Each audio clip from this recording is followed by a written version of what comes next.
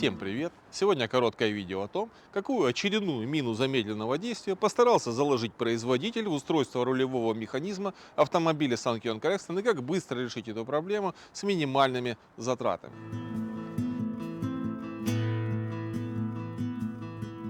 Конкретно этот экземпляр достался нам в обмен на новый Leopard 5. Кстати, очень интересный автомобиль, который мы привезли под заказ из Китая, но о нем я расскажу в конце ролика. А сейчас Rexton третьего поколения, 2013 года выпуска с пробегом 195 тысяч километров, без окрасов, с одним владельцем. В общем, отличный автомобиль, если не считать сумасшедшего грохота в рулевом механизме, источником которого, как показала диагностика, является карданный узел рулевого вала. Заменить его несложно, но цена в районе 100 тысяч рублей кажется просто каким-то сумасшествием. Поэтому мы решили разобрать эту деталь и посмотреть, в чем же кроется настоящая проблема.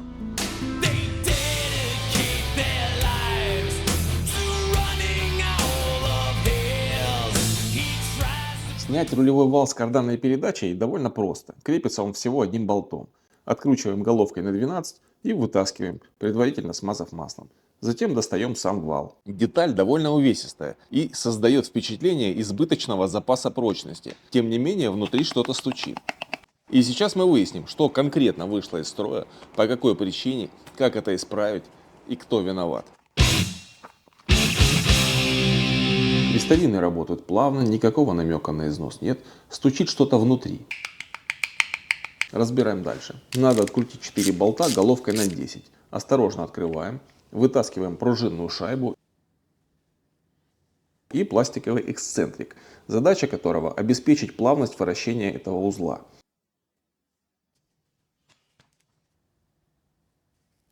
Поскольку материал, из которого изготовлен эксцентрик, мягкий, а трущаяся поверхность имеет маленькую площадь соприкосновения, ее износ гарантирован.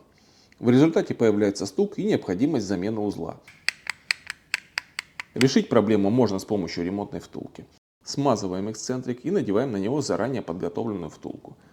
Ссылку на магазин, где можно приобрести ремонтную втулку, я оставлю в закрепленных комментариях и в описании к видео. Вот таким несложным способом можно избавиться от стука в рулевом кардане и сохранить 100 тысяч рублей. Ну вот и все. Собираем в обратном порядке и проверяем, что получилось.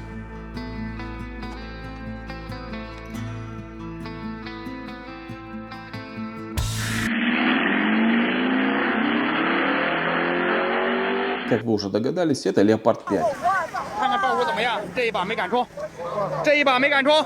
Электрический рамный внедорожник класса люкс, принадлежащий компании BYD. Гибридная силовая установка с 1,5-литровым бензиновым двигателем и 2 электромоторами выдает 687 лошадиных сил, а крутящий момент 760 ньютон на метр. Разгон до сотни за 4,8 секунды. Средний расход топлива 7 литров на 100 километров. Автомобиль имеет 3 блокировки дифференциалов и гидравлическую подвеску. Цена в Китае от 250 до 300 тысяч юаней. Больше о Leopard 5 я расскажу в следующем ролике.